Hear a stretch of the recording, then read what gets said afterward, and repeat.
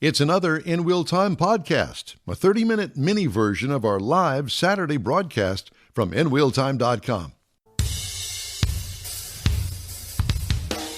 Hello, everybody, from Studio A in Texas, USA. It's hour number 2 of the All Things Automotive Car Talk Show, In Wheel Time. Just ahead, we talked to Ford Motor Company about the Mach-E 1400. Have you heard about it? Oh, yeah, baby. You're going to want to hear about it. In our new car showroom is the 2020 Buick Enclave Avenir. We'll take you for a ride. And later, Conrad's Car Clinic, the events calendar, and the stories making automotive news headlines this week. All just ahead in this portion of the In Wheel Time Car Show. Along with Mike out of this world, Mars down there fiddling with his phone, and Conrad DeLong over here, Don Armstrong here. Glad that you could join us for this Saturday. We've got hurricane breathing down our neck. Well, not down our neck, 2 of them here on the Gulf Coast. And actually, I looked what the Weather Service said, and ABC 13 this morning with their weather forecasters. Bend over and hold on tight. And nobody seems to know what's going to happen or where it's going to go. Let me put it that way. They're all coming into the Gulf of Mexico, and one of them is, they've got it coming right here. And the other one's supposed to be a little bit off east of here. We'll see how the week progresses, but the first one's supposed to hit Tuesday. Hey, I want to find my mom again, because when I was a little kid, she used to say, I'm going to slap you into next year. Slap me into next year. Please, I'm tired of 2020. please. Yeah. So, at any rate, while we're waiting for our next guest from Ford, I have a Ford story that I wanted to tell you about. Ford slashing the prices on the 2021 Explorer crossover by more than $3,000 on certain trims and repackaging some content in a bid to bolster its front-runner status in the large crossover segment. Base Explorer costs $33,470 for the 2021 model year, including shipping, a $540 decrease from the 2020 model. And according to prices reported by Ford Authority, Ford said the price changes reflect a reshuffling of content. And they do that model year to model year because they'll find that, okay, well, this particular trim level didn't sell as well as we thought it would. And people in this trim level are always optioning this piece, so they kind of package it together. And when they do that, it gives them an opportunity to lower the price. They're also going to sell a ton of them to various police departments around the country that lost a bunch of them. Well, you know, it's funny that you should say that. That's why I said that. It's the lead-in to your next story, Don. Police departments Trust me. Police departments under siege by twin crises. State and local coffers have been decimated by the coronavirus pandemic, and the Black Lives Matter movement is pressuring officials to target police budgets for cuts. That's bad news for the automakers that supply law enforcement vehicles, a niche business seen as a lucrative market not long ago.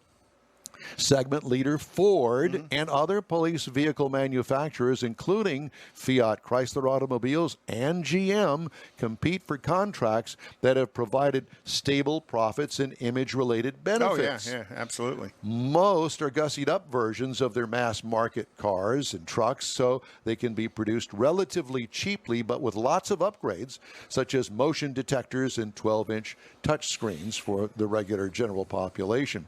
Budget cuts seemingly inevitable. Police departments are likely to axe equipment to save jobs, and the headcount reductions they do make will necessitate fewer vehicles. Data on police fleets nationwide are kind of hard to come by, but a look at some of the largest departments shows competition among major automakers is intense. Oh, yeah. New York City Police Department, one of the largest in the country, fleet of 9,000 vehicles already has begun cutting back.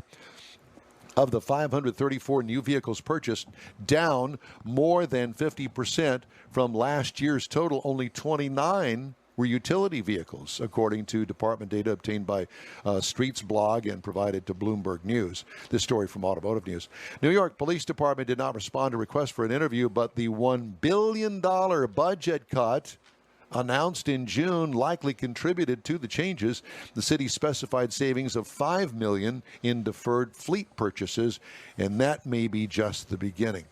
Also, for the past 5 years, a version of the Explorer has been the must-have vehicle for law enforcement agencies as the automakers abandoned sedans for utility vehicles and pickups following a trend in the civilian passenger vehicle market. Let's do some math. Yeah. These larger vehicles, while providing officers with additional room and comfort, also are more costly. The Atlanta Police Department paid an average of $47,654 for the Ford utility vehicles in its fleet of last month, compared with $27,391 for similar sedans, according to data provided by the department. L.A. Police Department spent more than $3.8 million on pursuit-related utility vehicles in the fiscal year that ended June 30th, compared with almost $10 million 2 years ago. Yeah, and Ford's Explorer, but the name on the front of it's called Interceptor. That tends to be theirs. General Motors sells Tahoes, and tons of Tahoes as a police package, and these are truly a vehicle that's developed as a police package. And of course, FCA sells the Charger. If you ever wanted to go look at who does the testing as far as whose police packages, Michigan State Police every year runs a pretty conclusive test of all of the police packages that are out there available through a pretty aggressive test process, and then produces all that information out to all the police departments around the country. You know, several years ago, we were invited up to Ford Motor Company in Dearborn for an event, and I think it was a press preview of the Fiesta. Remember the Fiesta? Mm-hmm. They don't even make it anymore. But it was their smallest car at the time. Right. And with a tiny engine, and we all looked at each other going, really? But at any rate, while we were there, they also had some new police vehicles, the Explorer, one of them, and they took us for test drives. We didn't drive it. It was a professional driver. It was out there on that great big skid pad with the water and all the stuff that you see when it comes to testing cars. We went out there, and so I climbed in the passenger front seat, and the driver took... And off he goes. And off he goes. And it's pretty amazing. And you're screaming like a 7-year-old girl. Like going, a little girl. I was loving every minute of it. But it's pretty amazing that what they do to make them police vehicles, and by no means mistake a police vehicle for a regular Ford Explorer. Yeah. The biggest thing is this huge tunnel that they actually bolt in down the center, right where the drive shaft console would be. Yeah, where the transmission tunnel would be to the rear axle. But they bolt an additional, it's a frame stiffening thing for the entire body, and it also has all the wires and stuff that goes back to the trunk where all of the electronics are for that car. Hooks up the computer and all that stuff that's in there. Well, it also increases the crashworthiness of the vehicle by doing that, because what they're doing is they're tying the firewall and the rear chassis component together. Because, those vehicles, they go through pretty abusive driving. Big time. So they have to stiffen the vehicle up in doing that. And you can always tell a police car that comes into service somewhere that's been repurposed, because generally if it was originally a police car, there's going to be extra brackets and gusseting underneath the hood to stiffen it up for the ride quality and the abuse driving, but also the crashworthiness. And it sits lower to the ground. Mm-hmm. It's got different springs on it. And different suspension. Right. Steel wheels with the hub. Always steel wheels. Now, there are some now that they're putting aluminums on, but I remember the Michigan State Police said the spec is steel wheels, because a steel wheel will take some deflection and some damage, where an aluminum wheel will always break. Yeah. I was really impressed by this. They didn't do a lot to the engine, because the engine had enough horsepower. It was a V8 in it. It had enough horsepower, but it was mainly the suspension and the stiffening of all of the components right down the middle of the vehicle. And in some of them, there's a brake upgrade as well.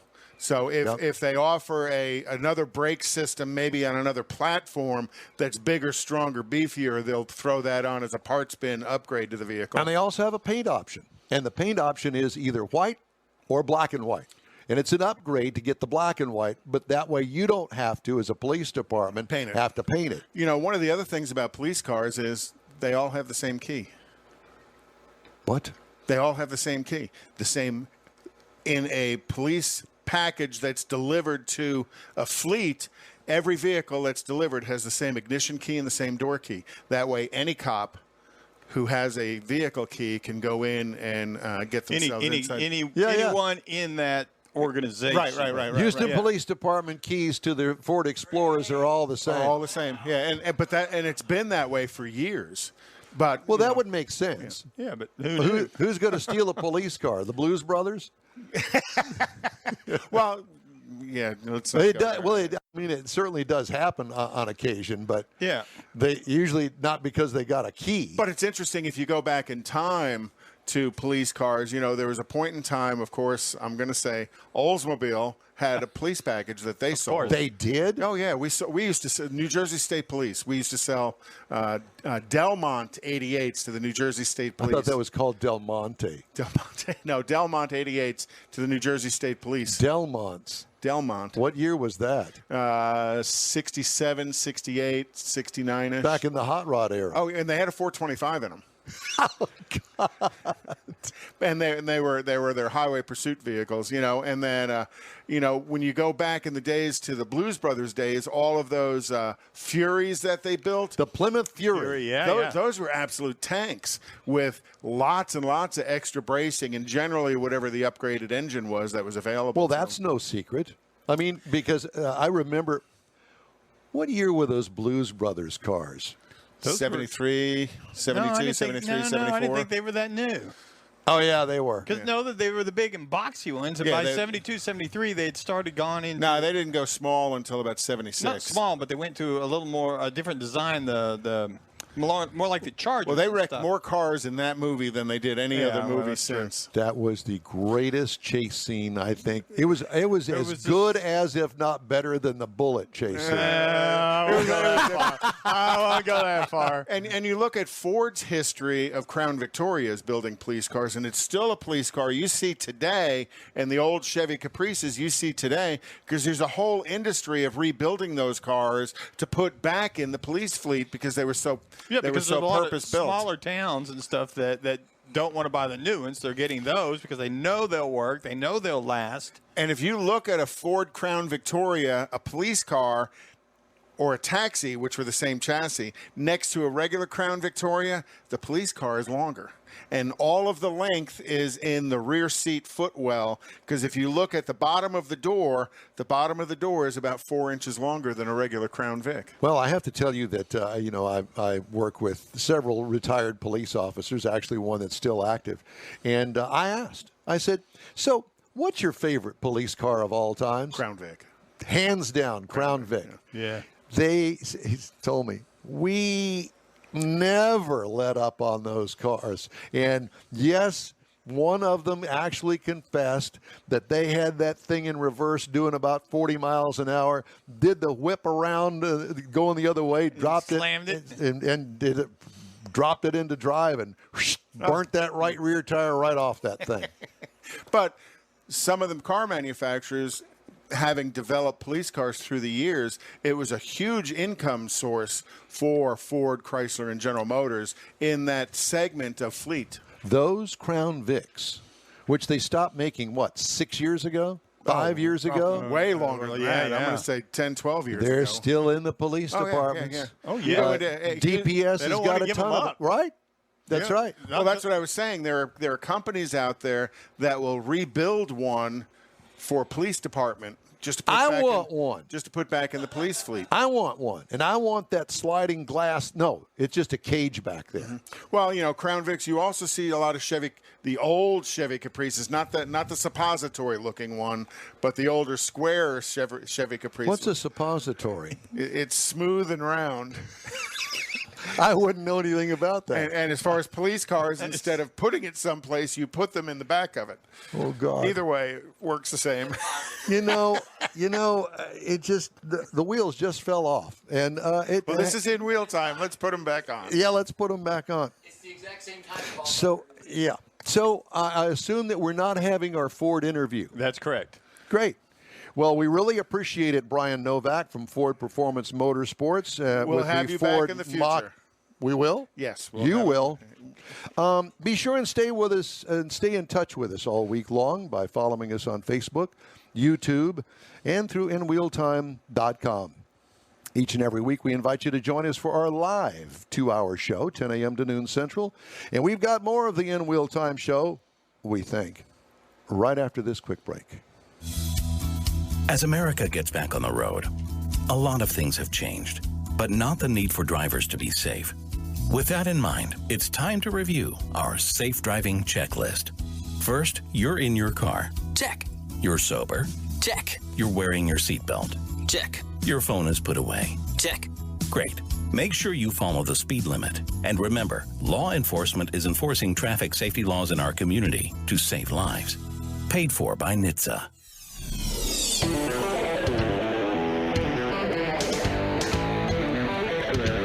Houston's most in-depth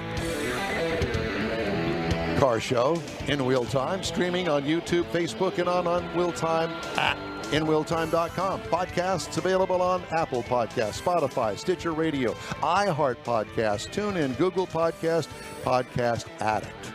George Skelton says the Blues Brothers vehicle was a 1974 Dodge Monaco. There you go. Thanks, George. I remember the Dodge But Monaco. that's what I'm saying. It's back in the 70s. Yeah. Well, but yeah. But when was Blues Brothers? 79? Yeah, probably. George, Google that for us and let us know.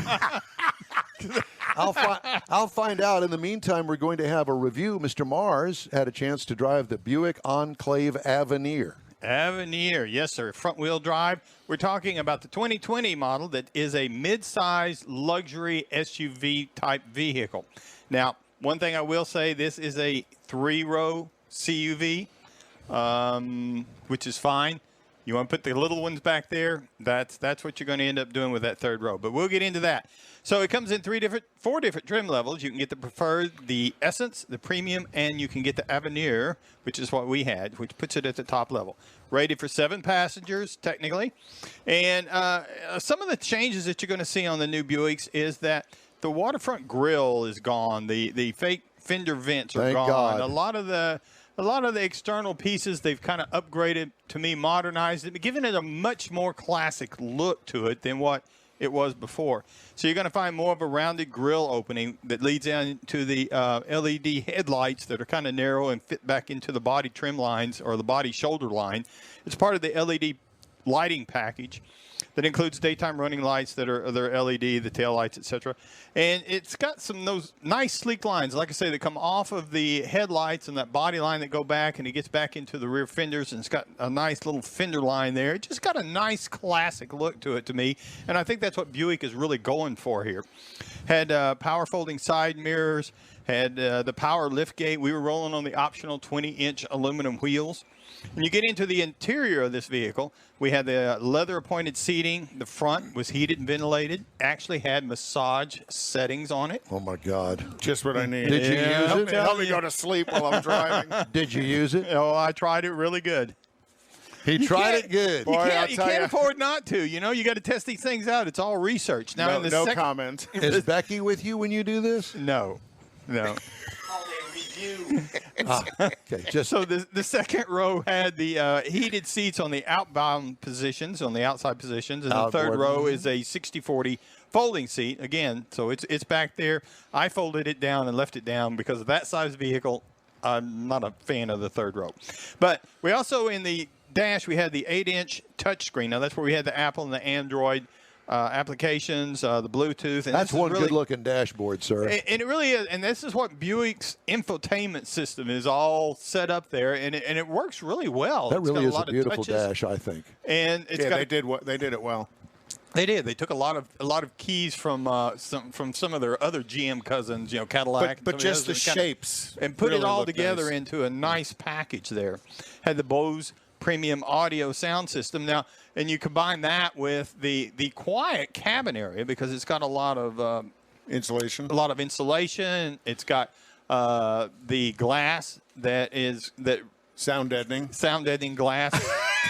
I'm not even reading this note. Sounds like. Yeah, I got that over in the other He's hand signaling in the next section. But the laminated glass, the active noise cancellation, and all. You need to catch up to Conrad, is what you need to do. But that's also a Buick tradition. He's reading ahead. Yeah. And so, and the other thing I liked about this vehicle, the third row, behind the third row seat, there's 23.6 cubic feet of place for cargo. So again, to me, I folded that seat down. And so behind that second row, if I fold the second row down, then there's 97.6 cubic feet. So you can put a lot of stuff in this vehicle. I don't know what 97.6 cubic feet is. What is that? You could fit 14 Jimmy Hoffas if you lay them down horizontally. Really? I was not familiar with the size of Jimmy Hoffa. 97 cubic feet, 14 of them. Inside that car that's now 12 by 12. Yeah, you measure the concrete in the bridge. But anyway, so up underneath the hood, there's only one engine choice for this vehicle. It's 3.6 liter V6, 310 horsepower, 266 pound-feet of torque at 2,800 RPM. So you can kick that in kind of early with a 9-speed automatic transmission. Are you going to send this review to General Motors? Well, yeah.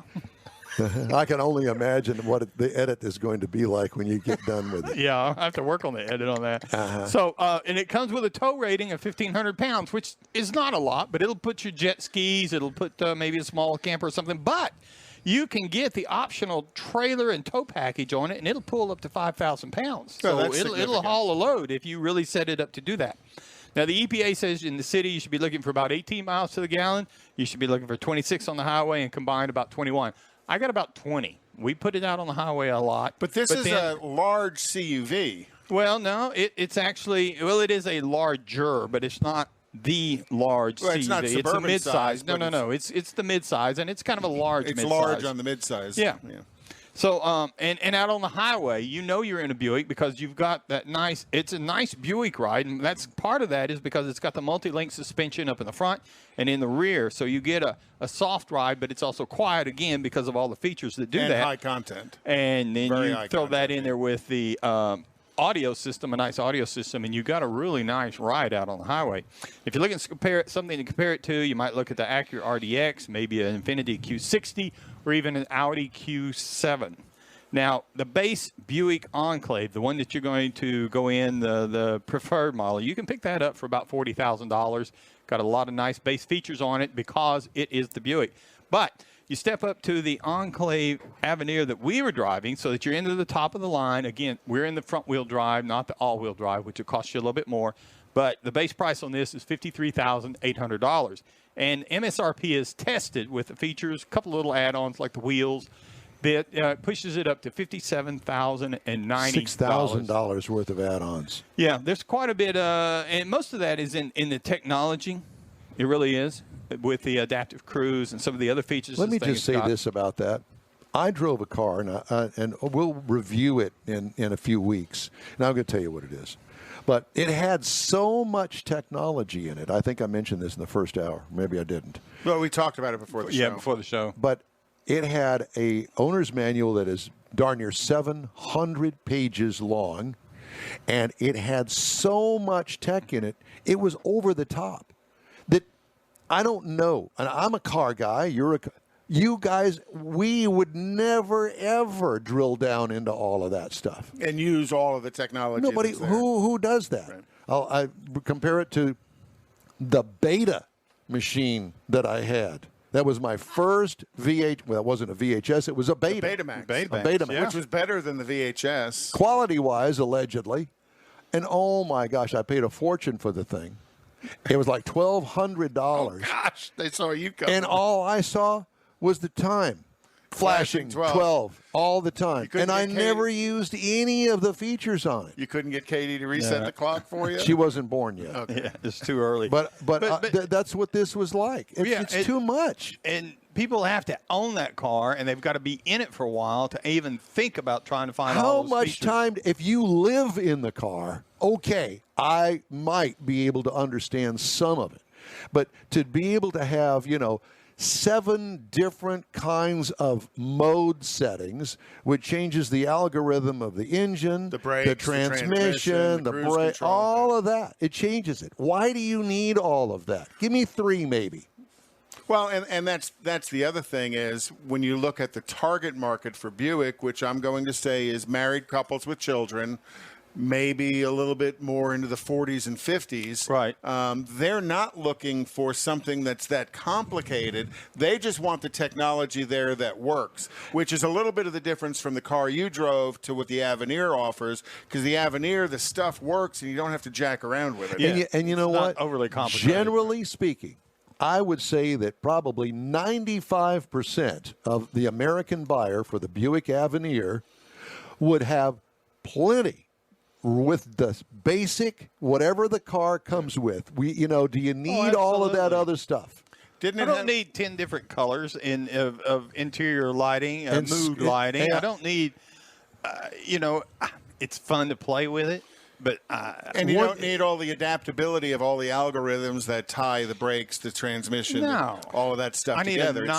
I want the rear view camera, which is going to be mandatory soon. I want the blind spot, I think it already is. the blind spot side view mirrors. I do want some things. I do like the radar. Do you like the automatic braking? Have you experienced automatic braking yet? Too much, and it's always intrusive. I'm seeing the car. I'm not on my cell phone. If I'm on the cell phone, I'm one of those kind of people that on the cell phone and doing all of this that bash into the back of people all the time, get the automatic braking. But for me personally, no, it's intrusive and I don't want it. Yeah, because you've got to set your spacing distance and all that stuff, and it's never where I want to be. Because, if it just depends on the traffic, as to what you're going to space out, because out on Interstate 10 in particular, if you leave it way out there, you're going to have people cutting you off. Oh, yeah. And then they're not cutting you off. They're moving over in your lane, and it's picking it up, and it's slowing you down. And then it slams the brakes on or does something funky. I'm out. I'm good. All right. Thank you very much. I can't wait to see that edit. You're listening to the All Things Automotive Show in real time. And still ahead, we've got Conrad's Car Clinic, the events calendar, car headlines, news. It's all coming right up.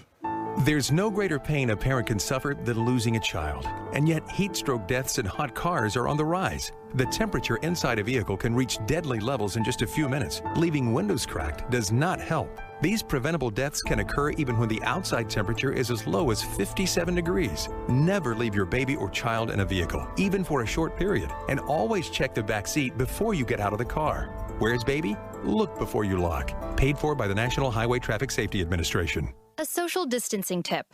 Putting distance between yourself and others is critical to slowing the spread of coronavirus. So here are ways to stay in contact without the physical contact part. Call, send a text, set up a video conference, post on social media, dedicate a song on the radio. If you have symptoms of fever, dry cough, and shortness of breath, call your healthcare provider before going to their office. For more info, visit coronavirus.gov. Let's all do our part, because we're all #AloneTogether. Brought to you by the Ad Council.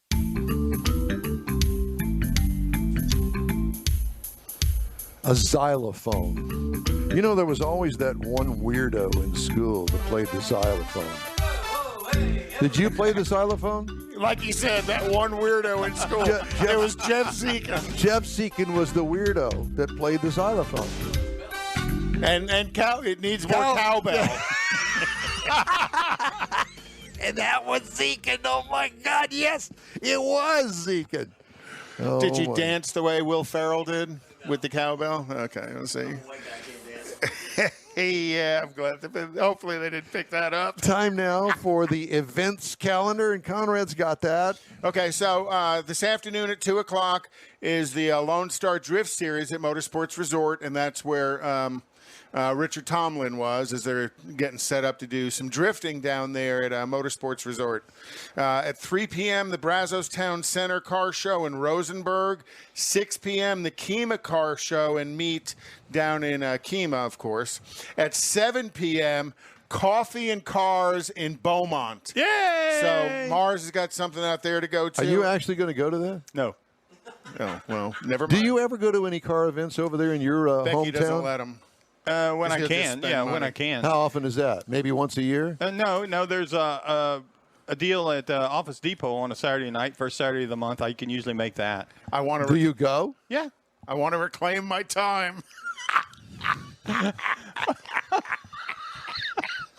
Sorry, I couldn't resist.